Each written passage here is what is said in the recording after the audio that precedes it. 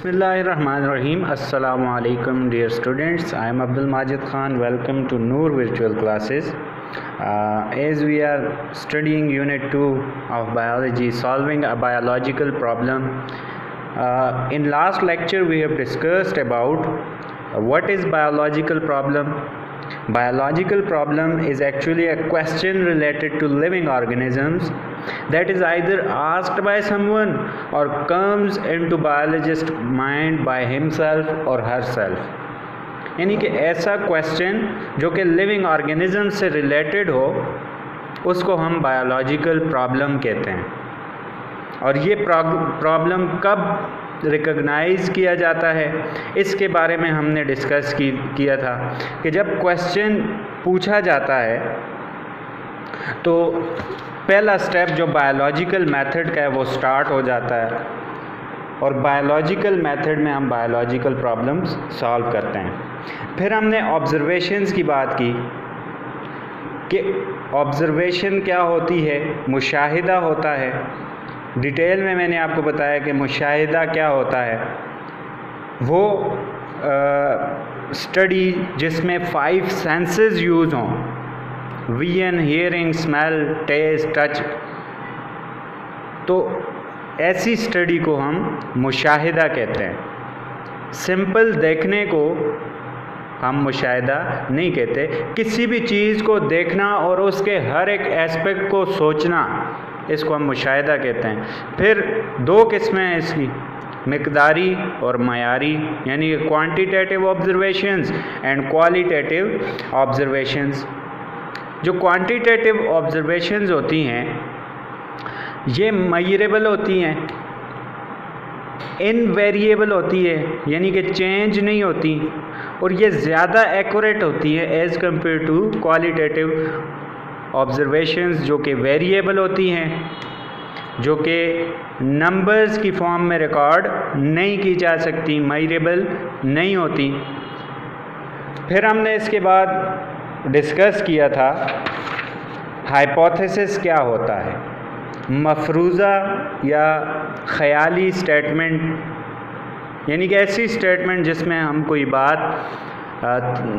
Expect करते हैं, फ़र्ज़ कर लेते हैं और वो ट्रू हो सकती है लेकिन वो 100% ट्रू नहीं होती, डाउटफुल होती है।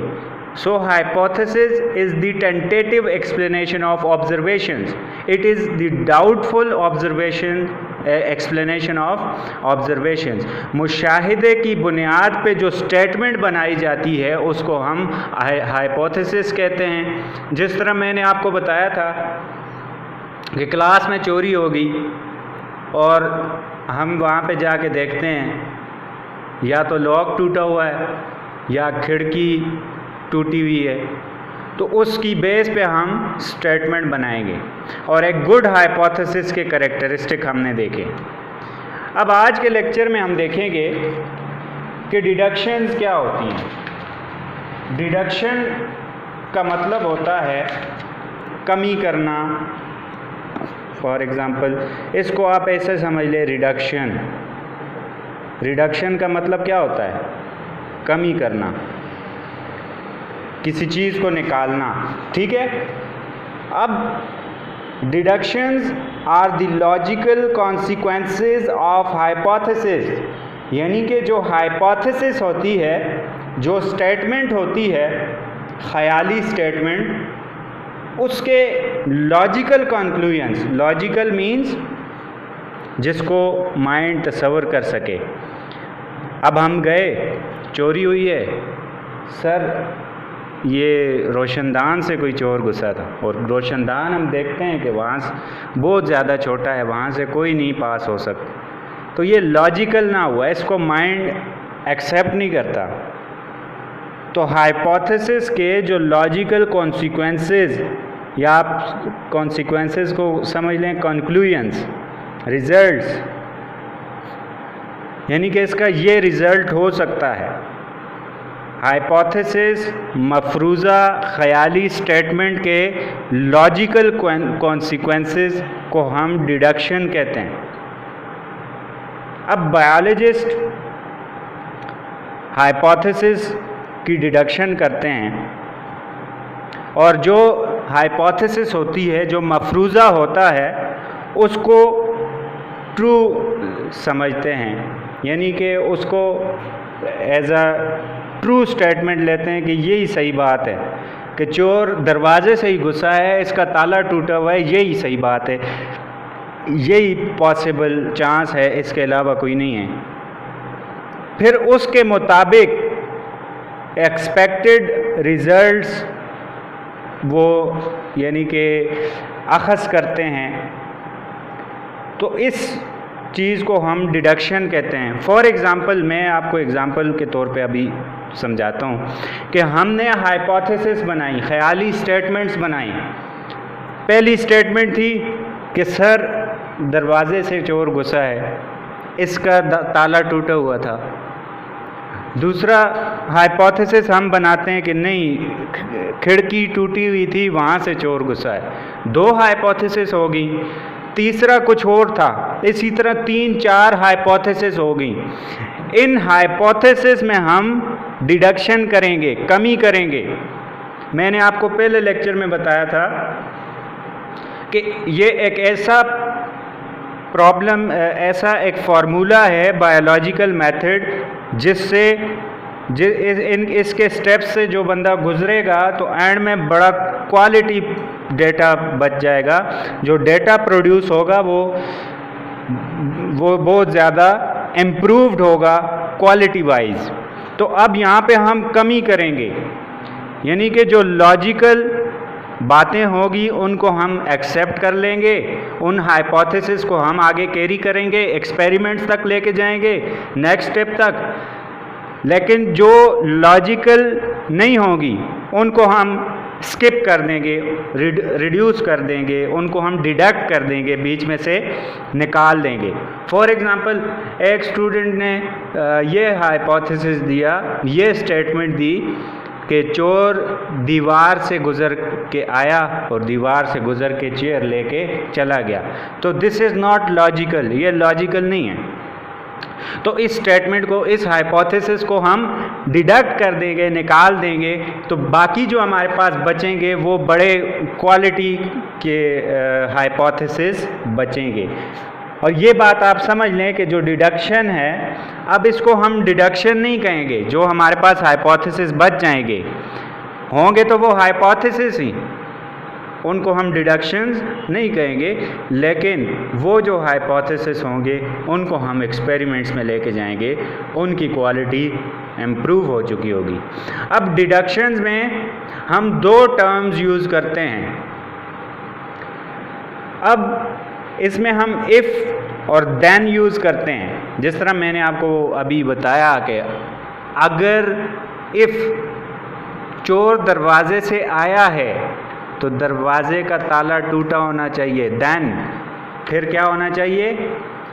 फिर क्या होना चाहिए? दरवाजे का ताला टूटा होना चाहिए। यानी कि लॉजिक आपने देनी है। हाइपोथेसिस जो स्टेटमेंट है, डिडक्शन में आप उसकी लॉजिक ढूंढते हो। जो लॉजिकल हाइपोथेसिस होते हैं उनको आप रख लेते हो, बाकियों को डिडक्ट कर देते हो।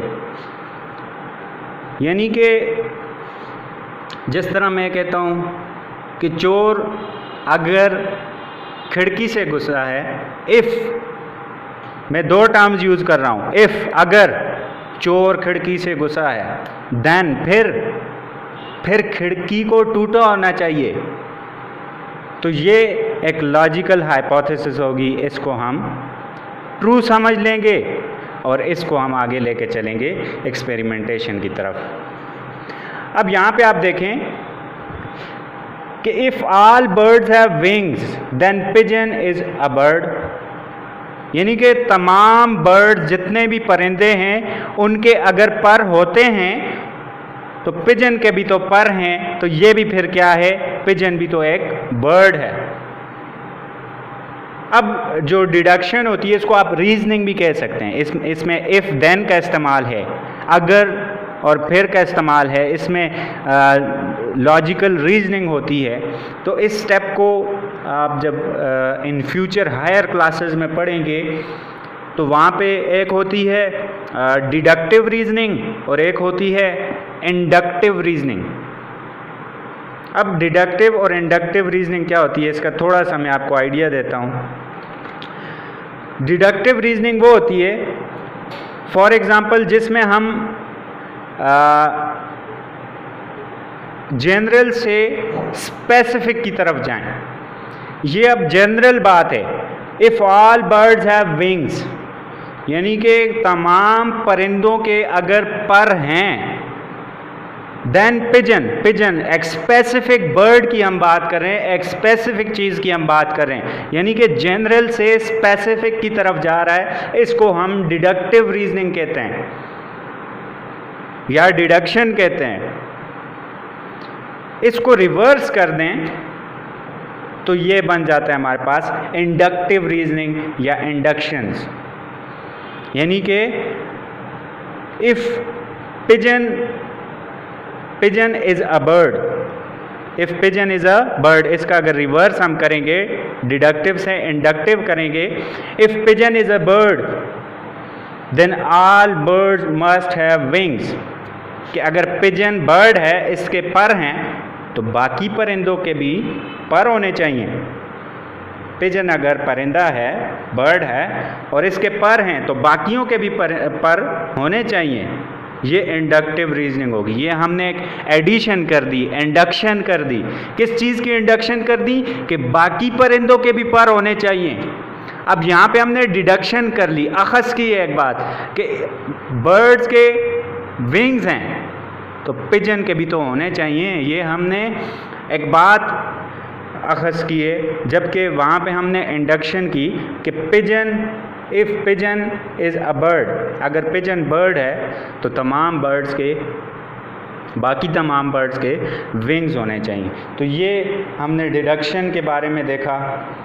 अब डिडक्शन हेल्प करती है एक्सपेरिमेंटेशन में, यानी कि एक्सपेरिमेंट्स परफॉर्म करने में डिडक्शंस हेल्प करती हैं।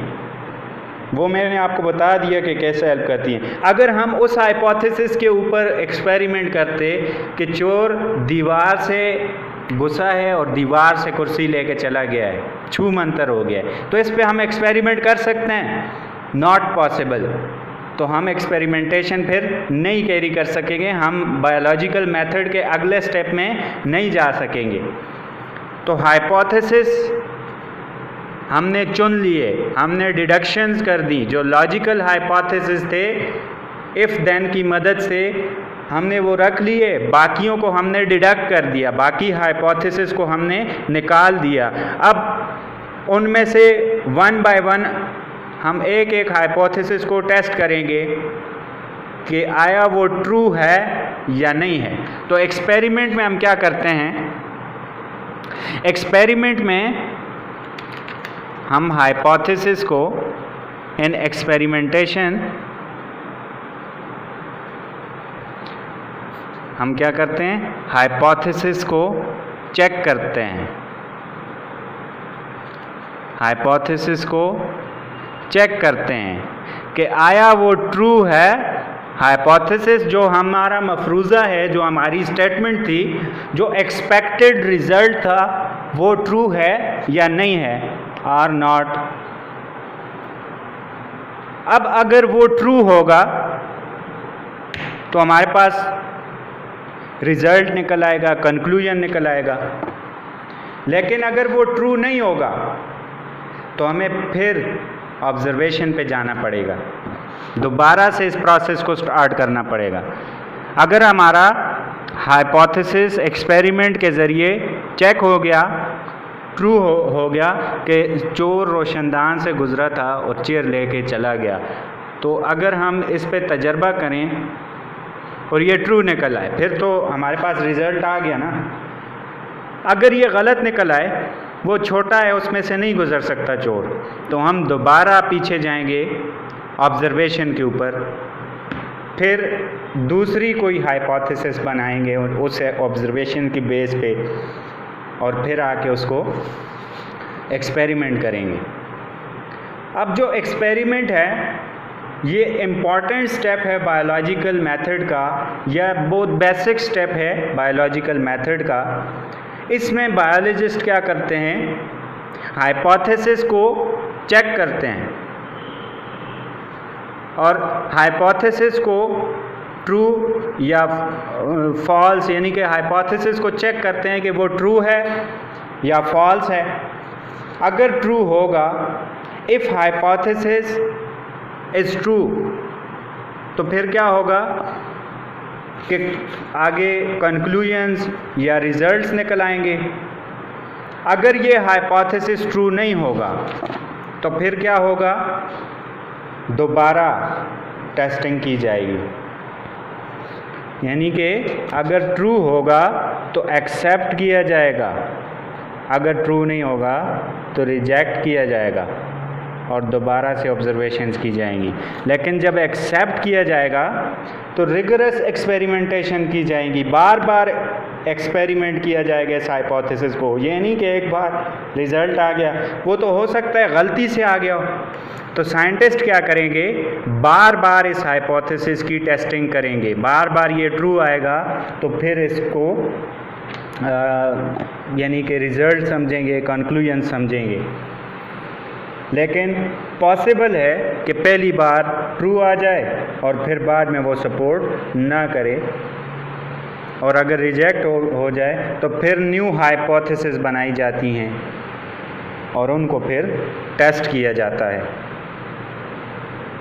अब एक और इम्पॉर्टेंट बात है यहाँ पे, साइड बॉक्स में लिखा हुआ है कि during experiments there are two arrangements, यानी कि टू ग्रुप्स अरेंज किए जाते हैं। One group is called control group, ये शॉर्ट क्वेश्चन में हमेशा आता है, और दूसरे ग्रुप को कहते हैं एक्सपेरिमेंटल ग्रुप। एक्सपेरिमेंट तो हम समझ चुके हैं, डिडक्शन हम समझ चुके हैं कि क्या होता है, कैसे डिडक्शंस की जाती हैं on the basis of hypothesis, hypothesis कैसे बनाई जाती हैं on the basis of observations, और इन हाइपोथेसिस को कैसे एक्सपेरिमेंट में टेस्ट किया जाता है। एक्सपेरिमेंट्स होते क्या हैं? अब एक्सपेरिमेंटेशन में हम क्या करते हैं, दो ग्रुप्स रखते हैं, एक होता है कंट्रोल ग्रुप, दूसरा होता है एक्सपेरिमेंटल ग्रुप। यानी कि फॉर एग्ज़ाम्पल हमने चेक करना है फोटोसिंथेसिस के लिए कार्बन डाइऑक्साइड ज़रूरी है, चाहिए कि नहीं चाहिए, ठीक है। तो हम क्या करेंगे, दो प्लांट्स को लेंगे और एक को हम कार्बन डाइऑक्साइड प्रोवाइड करेंगे, दूसरे को हम प्रोवाइड नहीं करेंगे। तो एक हमारा कंट्रोल ग्रुप होगा जिसको हम प्रोवाइड करेंगे, और दूसरा हमारा एक्सपेरिमेंटल ग्रुप होगा जिसको हम कार्बन डाइऑक्साइड प्रोवाइड नहीं करेंगे। तो बाद में हमें पता चल जाएगा कि जिसको हमने प्रोवाइड किया था उसमें फोटोसिंथेसिस हुई है और जिसको नहीं किया था उसमें नहीं हुई, ठीक है। तो कंट्रोल ग्रुप और एक्सपेरिमेंटल ग्रुप में कंडीशन सेम रखी जाती हैं, all conditions kept same except one, जिसको हम चेक कर रहे होते हैं। जिस तरह मैंने एग्जांपल दी कि कार्बन डाइऑक्साइड को चेक करें, तो इस कंडीशन को हम चेंज करेंगे, बाकी तमाम कंडीशंस हम दोनों ग्रुप्स में सेम रखेंगे, तभी तो हम कंपेयर कर पाएंगे, तभी तो हमारे पास रिजल्ट निकलेगा।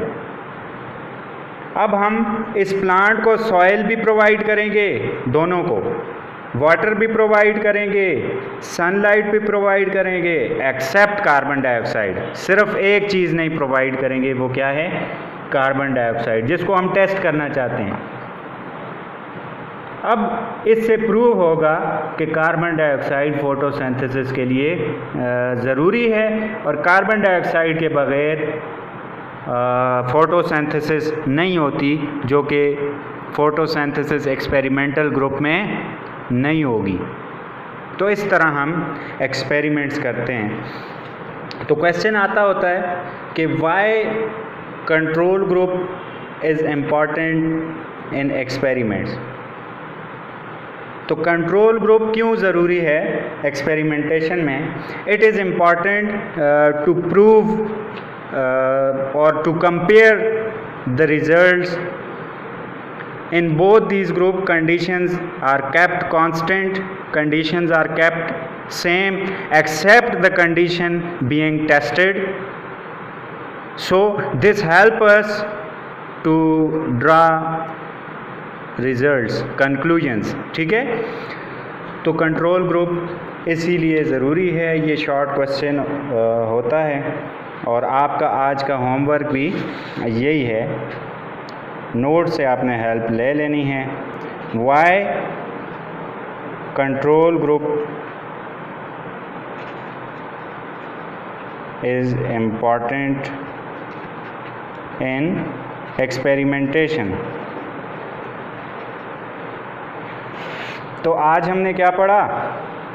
आज हमने डिडक्शन के बारे में पढ़ा कि डिडक्शंस क्या होती हैं, ये लॉजिकल कॉन्सिक्वेंसेस होती हैं, कंक्लूजन्स होती हैं, ये लॉजिकल एक्सपेक्टेड रिजल्ट्स जो होते हैं लेकिन लॉजिकल यानी कि अनलॉजिकल ना हो। ठीक है, जिस तरह कि चोर दीवार से जादू के ज़रिए पास होगी, ये लॉजिकल नहीं है। ठीक है, तो हाइपोथेसिस के कंसिक्वेंसेस होते हैं, एक्सपेक्टेड रिजल्ट्स होते हैं, जो कि हम दो टर्म्स को यूज़ करके निकालते हैं, इफ़ एंड देन को,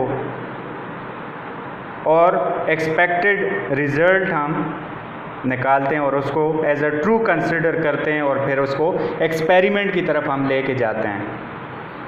एक्सपेरिमेंट में हम चेक करते हैं हाइपोथेसिस को कि ये ट्रू है या नहीं है।